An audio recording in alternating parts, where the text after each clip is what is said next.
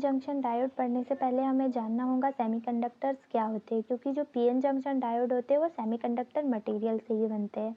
तो semiconductors are conductor which have conductivity between conductor and insulator. तो ऐसे semiconductor वो मटेरियल होते हैं जिनकी कंडक्टिविटी इंसुलेटर और कंडक्टर के बीच में होती है। तो बेसिकली सेमीकंडक्टर टू टाइप्स के होते हैं, इंट्रिंसिक सेमीकंडक्टर और एक्सट्रिंसिक सेमीकंडक्टर। जो इंट्रिंसिक सेमीकंडक्टर होता है वो प्योर सेमीकंडक्टर होते हैं, मतलब हमें जैसे नेचर में है वैसे ही मिलते हैं। इसके एग्जांपल है जर्मेनियम और सिलिकॉन। ये इन्हें टेट्रावेलेंट एटम भी कहते हैं। टेट्रावेलेंट एटम मतलब जिनके आउटर मोस्ट ऑर्बिट में 4 वैलेंस इलेक्ट्रॉन होते हैं। और जो इंट्रिंसिक सेमीकंडक्टर होते हैं इनकी कंडक्टिविटी पुअर होती है। अब हम इसका स्ट्रक्चर देख लेते हैं। जैसे मैंने लिया है सिलिकॉन एटम। सिलिकॉन एटम का एटॉमिक नंबर 14 होता है और इसका इलेक्ट्रॉनिक कॉन्फ़िगरेशन करने पर हमें मिलता है 284। तो जो 4 है ये इसके आउटर मोस्ट ऑर्बिट के इलेक्ट्रॉन है जिन्हें हम वैलेंस इलेक्ट्रॉन कहते हैं। तो सिलिकॉन एटम में 4 वैलेंस इलेक्ट्रॉन होते हैं। अब सिलिकॉन एटम को अपना ऑक्टेट पूरा करने के लिए 4 इलेक्ट्रॉन और चाहिए होते हैं, जिससे वो अपना ऑक्टेट कंप्लीट कर लेगा और स्टेबल हो जाएगा। तो मैंने यहाँ पे एक सिलिकॉन एटम का स्ट्रक्चर बनाया है। तो ये है सिलिकॉन एटम। इसके आउटर मोस्ट ऑर्बिट में 4 वैलेंस इलेक्ट्रॉन होते हैं, जो ये 4 वैलेंस इलेक्ट्रॉन है। अब इसे अपना ऑक्टेट पूरा करने के लिए जो सिलिकॉन एटम है वो अपने आसपास के 4 सिलिकॉन एटम के एक एक जो इलेक्ट्रॉन है उनके साथ इलेक्ट्रॉन की शेयरिंग कर लेता है। जैसे हम यहाँ देख सकते हैं ये 4 सिलिकॉन एटम है।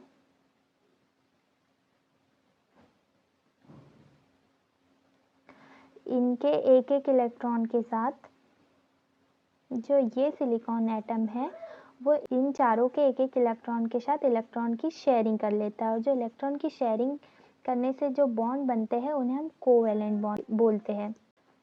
तो ये सिलिकॉन एटम स्टेबल हो गया, मतलब कि इसने अपने जो 4 वैलेंस इलेक्ट्रॉन थे तो बाकी 4 सिलिकॉन एटम्स के एक एक इलेक्ट्रॉन के साथ कोवैलेंट बॉन्ड बना दिया और ये स्टेबल हो गया। सिलिकॉन क्रिस्टल के एनर्जी बैंड स्ट्रक्चर के बारे में जानेंगे। जैसे पहले 0 केल्विन टेम्परेचर पर जो वैलेंस बॉन्ड होता है वो पूरी तरह से भरा होता है और कंडक्शन बैंड पूरी तरह से खाली होता है, मतलब कि कोई फ्री इलेक्ट्रॉन नहीं होता। और फ्री इलेक्ट्रॉन नहीं होगा तो ये कंडक्ट नहीं करेगा। और जब जैसे ही हम टेम्परेचर इंक्रीज करते हैं या एनर्जी इंक्रीज करते हैं तो कोवैलेंट बॉन्ड टूटने लगते हैं और ये अपने वैलेंस शेल से कंडक्शन शेल में इंटर करने लगते हैं। और ये एनर्जी कितनी होती है 1.12 इलेक्ट्रॉन वोल्ट की एनर्जी ही जब हम इस क्रिस्टल को देते हैं तब ये कोवैलेंट बॉन्ड टूटने लगते हैं और यहाँ से इलेक्ट्रॉन एक पर्टिकुलर डायरेक्शन में फ्लो होने लगते हैं। अब हम बात कर लेते हैं एक्सट्रिंसिक सेमीकंडक्टर।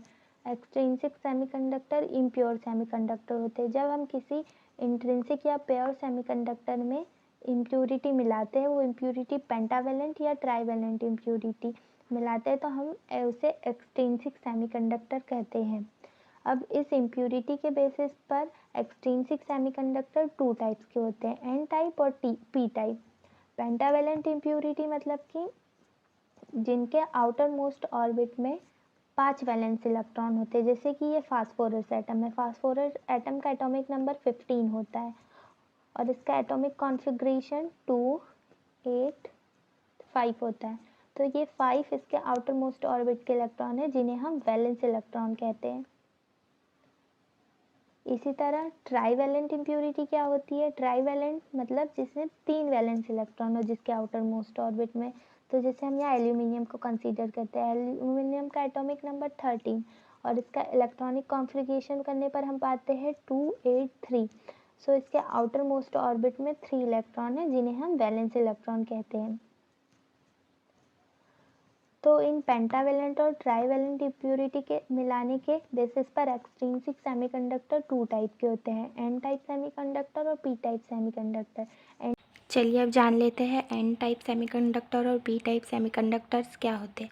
जब हम किसी प्योर सेमीकंडक्टर मटेरियल में पेंटावेलेंट इम्प्यूरिटी जैसे कि फास्फोरस, आर्सेनिक आदि की इम्प्यूरिटीज़ मिलाते हैं तो हम उस सेमीकंडक्टर को एन टाइप सेमीकंडक्टर कहते हैं।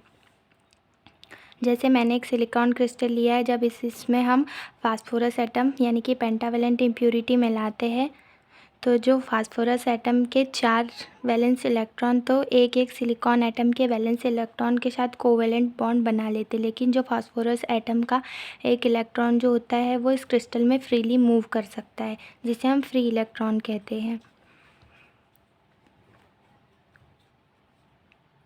इस क्रिस्टल के पास एक एक्स्ट्रा एटम होने के कारण हम इसे डोनर एटम भी कहते हैं।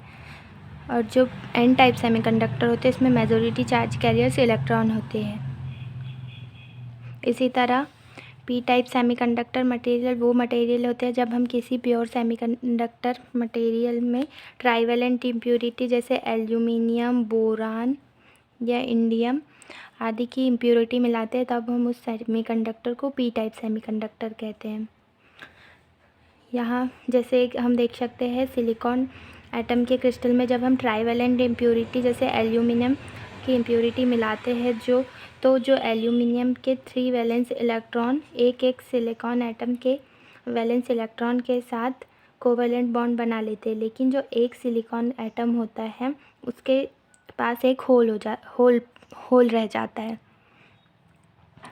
क्योंकि एल्यूमिनियम के एटम के पास 3 वैलेंस इलेक्ट्रॉन होते हैं जो 3 सिलिकॉन के वैलेंस इलेक्ट्रॉन के साथ कोवेलेंट बॉन्ड बना लेते हैं, लेकिन जो एक सिलिकॉन का क्रिस्टल है उसके साथ इलेक्ट्रॉन का कोवेलेंट बॉन्ड बनाने के लिए इलेक्ट्रॉन प्रेजेंट नहीं रहता, इसीलिए वहाँ पर एक होल उत्पन्न हो जाता है, यानी कि इलेक्ट्रॉन की कमी जो होती है उसे हम होल से शो करते हैं, जिसे हम होल कहते हैं। और इस पर पॉजिटिव चार्ज होता है। अब इस पर होल जो होता है वो अब इलेक्ट्रॉन को एक्सेप्ट कर सकता है, इसीलिए हम पी टाइप सेमीकंडक्टर को एक्सेप्टर एटम भी कहते हैं और इसे हम इस तरह से शो करते हैं। और जो पी टाइप सेमीकंडक्टर होते हैं इसमें मेजॉरिटी चार्ज कैरियर्स होल्स होते हैं। अब होल पॉजिटिव क्यों? इलेक्ट्रॉन तो नेगेटिव है, वो तो हमें पता है क्योंकि इलेक्ट्रॉन पर नेगेटिव चार्ज होता है, पर होल पॉजिटिव इसीलिए क्योंकि हमें पता है कि किसी भी एटम में जितने इलेक्ट्रॉन होते हैं उतने प्रोटॉन भी होते हैं। तो यहाँ पर इलेक्ट्रॉन नहीं है तो मतलब नेगेटिव चार्ज नहीं है, लेकिन यहाँ पर पॉजिटिव चार्ज है, इसीलिए हम इस होल को पॉजिटिव बोलते हैं, इसीलिए इसे हम पी टाइप सेमीकंडक्टर कहते हैं। तो चलिए अब हम जान लेते हैं पीएन जंक्शन क्या होता है। जब किसी प्योर सेमीकंडक्टर मटेरियल के आधे भाग में पी टाइप सेमीकंडक्टर यानी कि ट्राइवेलेंट एटम की इम्प्योरिटी की डोपिंग करते हैं और शेष आधे भाग में एन टाइप सेमीकंडक्टर यानी कि पेंटावेलेंट एटम की डोपिंग करने पर जहाँ पर दोनों पी टाइप तथा एन टाइप सेमीकंडक्टर जुड़ते हैं उसे हम पीएन जंक्शन कहते हैं। चूँकि यह 2 टर्मिनल डिवाइस है इसलिए डायोड कहते हैं। अब इसे डायोड क्यों कहते हैं? क्योंकि ये 2 टर्मिनल डिवाइस है, इसलिए 2 टर्मिनल के लिए डाई और 2 टर्मिनल क्या एनोड और कैथोड। चूँकि हम जानते हैं कि जहाँ पी टाइप सेमीकंडक्टर में मेजॉरिटी चार्ज कैरियर्स होल्स होते हैं, होल्स मतलब पॉजिटिव चार्ज, और पॉजिटिव के लिए हम एनोड का यूज़ करते हैं।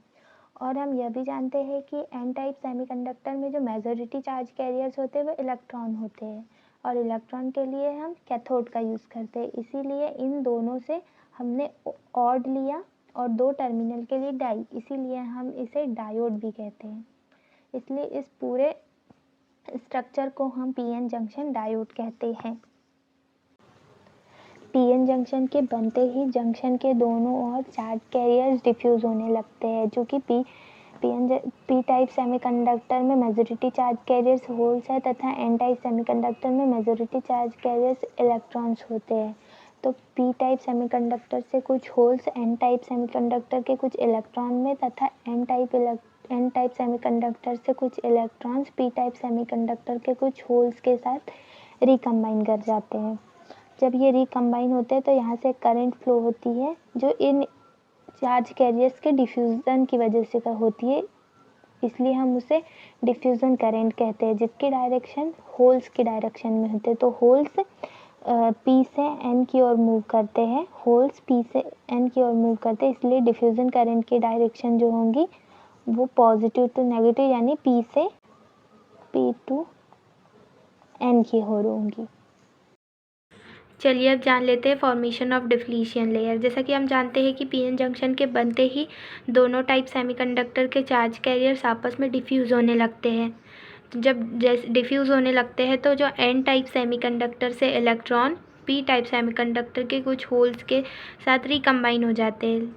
जब इलेक्ट्रॉन होल्स के साथ रिकम्बाइन हो जाते हैं तो यहाँ पर एक पॉजिटिव डोनर आयन शेष रह जाता है, क्योंकि इसके पास जो एक एक्स्ट्रा इलेक्ट्रॉन था ये इसने होल्स के साथ रिकम्बाइन हो गया, तो यहाँ पर सिर्फ अब आयन्स रह गए। तो जो एन टाइप सेमीकंडक्टर की रीजन में जंक्शन के पास पॉजिटिव डोनर आयन्स की एक लेयर फॉर्म हो जाती है। इसी प्रकार जब पी टाइप सेमीकंडक्टर से कुछ होल एन टाइप के सेमीकंडक्टर के चार्ज कैरियर्स इलेक्ट्रॉन से रिकम्बाइन कर जाते हैं, तो जो पी टाइप सेमीकंडक्टर है उसके जंक्शन पर नेगेटिव एक्सेप्टर आयन्स की लेयर बन जाती है। नेगेटिव एक्सेप्टर आयन क्योंकि इसके पास एक होल्स था तो इसने इलेक्ट्रॉन को ले लिया, मतलब इसने एक्सेप्ट करा, इसीलिए हम इसे बोलेंगे नेगेटिव एक्सेप्टर आयन। इस पर नेगेटिव चार्ज होता है, इस पर पॉजिटिव चार्ज होता है।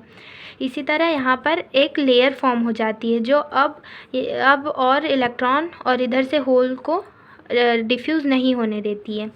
इसी तरह इलेक्ट्रिक फील्ड के फॉर्म होते ही ये एन टाइप रीजन के जो आयंस है पॉजिटिव आयंस, ये नेगेटिव आयंस को डिप्लीशन लेयर में आने नहीं देंगे। और इसी तरह जो नेगेटिव आयन एक्सेप्टर आयंस की जो लेयर है वो होल्स यानी कि जो पॉजिटिव आयन है इनको अंदर नहीं आने देगी, क्योंकि यहाँ पर एक फोर्स लगेगा जो इन चार्ज कैरियर्स को रिपल करेगा।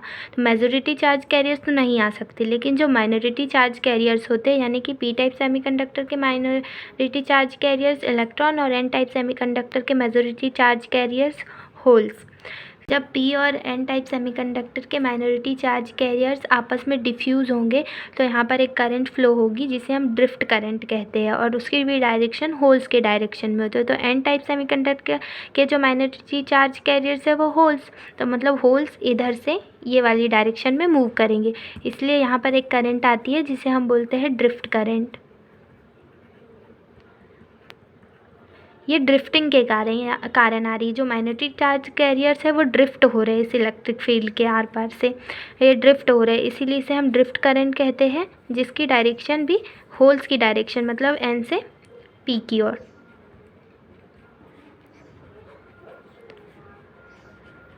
इसी तरह हमने देखा था जब पी एन जंक्शन में मेजॉरिटी चार्ज कैरियर्स आपस में डिफ्यूज़ हो रहे थे तो डिफ्यूज़न करंट आ रही थी जिसकी डायरेक्शन P2N की ओर होती थी। इसी प्रकार माइनॉरिटी चार्ज कैरियर्स के कारण जो करंट आ रही है उसे ड्रिफ्ट करंट कहते हैं। तो इस जो पी एन जंक्शन डायोड की जो नेट करंट होती है वो ज़ीरो होती है, क्योंकि दोनों की डायरेक्शन अपोजिट होती है। डिफ्यूज़न करंट की डायरेक्शन P2N होती है और ड्रिफ्ट करंट की डायरेक्शन N से P की ओर होती है। इसलिए जो पी एन जंक्शन डायोड होता है उसकी जो टोटल करंट होती है वो ज़ीरो होती है, क्योंकि जो आई डिफ्यूज़न और आई ड्रिफ्ट करंट एक दूसरे के अपोजिट होती है। तो net current I net current zero होंगी। सो पी एन जंक्शन डायोड की इक्विलिब्रियम स्टेट में पी एन जंक्शन से कोई करंट फ्लो नहीं होती है, तो नेट करंट ज़ीरो होती है। चलिए अब हम देख लेते हैं पोटेंशियल बैरियर या वीबी क्या होता है। जब यहाँ पर इलेक्ट्रिक फील्ड प्रोड्यूस हो जाती है तो इस इलेक्ट्रिक फील्ड के कारण जो एन टाइप सेमीकंडक्टर के चार्ज कैरियर्स यानी कि इलेक्ट्रॉन जो है वो इस इलेक्ट्रिक फील्ड के अपोजिट डायरेक्शन में और होल्स जो है वो इलेक्ट्रिक फील्ड की डायरेक्शन में मूव करने लगते हैं, जिसकी वजह से इस डिप्लीशन लेयर के अंदर चार्ज कैरियर्स का डिफ्यूज़न रुक जाता है। जब ये डिफ्यूज़न रुक जाता है तो यहाँ पर ऐसा प्रतीत होता है कि इस इलेक्ट्रिक फील्ड के कारण जंक्शन पर एक पोटेंशियल बैरियर उत्पन्न होता है, जो और एन साइड के इलेक्ट्रॉन तथा पी साइड के होल्स को इस डिप्लीशन लेयर में डिफ्यूज़ नहीं होने देती है, जिसे हम पोटेंशियल बैरियर कहते हैं। चलिए अब जान लेते हैं पीएन जंक्शन डायोड में फॉरवर्ड बायसिंग और रिवर्स बायसिंग क्या होती है। जैसे कि हम जानते हैं कि पीएन जंक्शन डायोड एक 2 टर्मिनल डिवाइस होता है। तो जब इस पीएन जंक्शन डायोड के पीएन जंक्शन डायोड के पी टर्मिनल को बैटरी के पॉजिटिव से तथा एन टर्मिनल को बैटरी के नेगेटिव टर्मिनल से जोड़ा जाता है, तब उसे हम फॉरवर्ड बायसिंग कहते हैं। अब फॉरवर्ड बायसिंग में वोल्टेज अप्लाई करने पर जो वोल्टेज के नेगेटिव टर्मिनल से एन टाइप सेमीकंडक्टर के इलेक्ट्रॉन रिपल करेंगे यानी अपोजिट डायरेक्शन में मूव करेंगे, और इसी तरह पी टाइप सेमीकंडक्टर के होल्स बैटरी के पॉजिटिव टर्मिनल से दूर जाएंगे। इसी तरह इलेक्ट्रॉन और होल्स आपस में रिकम्बाइन होकर डिफ्यूज़ हो जाते हैं, जिसके कारण यहाँ से करंट फ्लो होने लग जाती है, जिसे हम फॉरवर्ड करंट कहते हैं। फॉरवर्ड करंट कहते हैं, और इस करंट को हम मिली एम्पियर में मेज़र करते हैं। चलिए अब देख लेते हैं कि करंट कैसे फ्लो होगी। जब डिप्लीशन, यहाँ से डिप्लीशन लेयर ब्रेक होने लग जाती है और यहाँ से करंट इलेक्ट्रॉन फ्लो होने लगते हैं, जिसकी वजह से करंट आती है। Reverse biasing. रिवर्स बायसिंग जब हम पी टर्मिनल को बैटरी के नेगेटिव टर्मिनल से और तथा एन टर्मिनल को बैटरी के पॉजिटिव टर्मिनल से जोड़ देते हैं, तब हम इस पीएन जंक्शन डायोड को रिवर्स बायसिंग या रिवर्स बायस डायोड कहते हैं या रिवर्स बायसिंग कहते हैं। तो बैटरी के पॉजिटिव टर्मिनल से जो एन टर्मिनल के जो इलेक्ट्रॉन होते हैं वो बैटरी के पॉजिटिव की ओर अट्रैक्ट होंगे। इसी तरह जो पी टाइप के जो होल्स है यानी कि पॉजिटिव, वो इस बैटरी के नेगेटिव की ओर अट्रैक्ट होंगे। अब जो इधर के होल्स बैटरी के नेगेटिव की ओर अट्रैक्ट होंगे और एन टाइप टर्मिनल के इलेक्ट्रॉन बैटरी के पॉजिटिव की ओर अट्रैक्ट होंगे, तो यहाँ पर जो डिप्लीशन लेयर है इसकी विड्थ बढ़ने लगेगी, क्योंकि इलेक्ट्रॉन और होल्स बैटरी की ओर अट्रैक्ट होने लगेंगे, जिसकी वजह से यहाँ डिप्लीशन लेयर की विड्थ बढ़ने लगेगी और इस डायोड से होकर कोई करंट फ्लो नहीं होगी। और इसमें जो करंट फ्लो होगी वो माइनॉरिटी चार्ज कैरियर्स की वजह से होगी। माइनॉरिटी चार्ज कैरियर्स इसमें इलेक्ट्रॉन है, इसमें होल्स है, तो इलेक्ट्रॉन तो बैटरी के पॉजिटिव की ओर अट्रैक्ट हो जाएंगे, लेकिन जो माइनॉरिटी चार्ज कैरियर्स होते हैं वो फ्लो करेंगे, जिसकी वजह से बहुत कम करंट आती है, जिसे हम माइक्रो अमीटर में मेज़र करते हैं, जो बहुत कम करंट आती है, जिसे हम रिवर्स करंट कहते हैं। इसी तरह फॉरवर्ड बायसिंग में जो होती है डिप्लीशन लेयर की विड्थ कम होने लगती है, क्योंकि इलेक्ट्रॉन और होल्स आपस में रिकम्बाइन कर जाते हैं और इलेक्ट्रॉन फ्लो होने लगते हैं, जिसकी वजह से डिप्लीशन लेयर की विड्थ कम हो जाती है और इलेक्ट्रॉन इस डिप्लीशन लेयर को पार करके बैटरी के पॉजिटिव की ओर अट्रैक्ट हो जाते हैं और हमें करंट मिलती है। चलिए अब जान लेते हैं application of PN junction diode. तो पीएन जंक्शन डायोड को एज अ रेक्टिफायर यूज़ करते हैं, यानी कि जो एसी वोल्टेज को ये डीसी वोल्टेज में कन्वर्ट कर देता है, और इसके रिवर्स बायसिंग के कारण हम इसे एज अ स्विच भी करते हैं, क्योंकि जब इसे रिवर्स बायस में करते हैं तो करंट फ्लो नहीं होती है, यानी कि वो ऑफ हो जाएंगे, इसलिए हम इसे स्विचिंग के तौर पर भी यूज़ करते हैं। पीएन जंक्शन डायोड को हम इस तरह से रिप्रेजेंट करते हैं। ये जो लाइन है ये इसके नेगेटिव या एन टाइप टर्मिनल को बताती है, और ये पी टाइप टर्मिनल को। इसे किसी सर्किट में देख लीजिए पीएन जंक्शन डायोड दिखता कैसा है, ऐसा दिखता है। अब इसमें हम जानेंगे कैसे कि कौन सा पी टाइप है कौन सा एन टाइप है। तो इसमें जिधर साइड एक सिल्वर लाइन बनी होती है उसे हम एन टर्मिनल या एन टाइप, और जिधर ब्लैक है पूरा उसे पी।